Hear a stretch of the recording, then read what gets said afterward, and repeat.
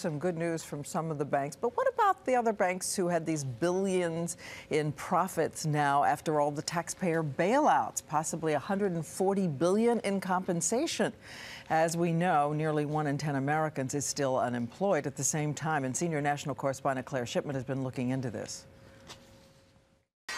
It feels almost like the good old days. Outsized profits, groaning bonuses, $140 billion in compensation to top bankers, a record high. How did they turn around so quickly? The government increased the size of these institutions. Bear Stearns' operations were given virtually to J.P. Morgan. So the government made these institutions bigger. No surprise their compensation is going to go up. So they got a boost from the government bailout, and then they're still getting cheap money from the Fed.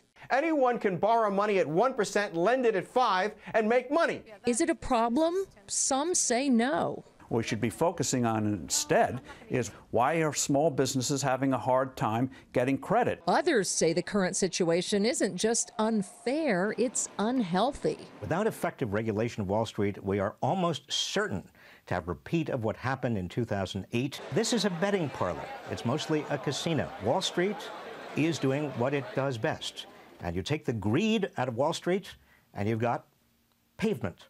Robert Reich and some in Congress argue a better road to recovery might include stopping low-interest loans to banks or tying compensation to long-term performance. I'm in awe and simultaneously in utter disgust at how Wall Street and the money elites in our country take care of one another.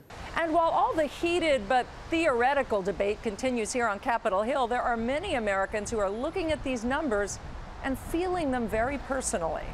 Wayne Sosin runs Worksman Cycles, a struggling bicycle manufacturer. We kept our houses in order all along, so it sort of seems weird that the banks and financial institutions, which acted so irresponsibly, are now here in a situation where they seem to, be reaping the benefits of these tax bailouts. He says he's still trying to understand why the companies doing everything right are left to sink or swim on their own. For Good Morning America, Claire Shipman, ABC News.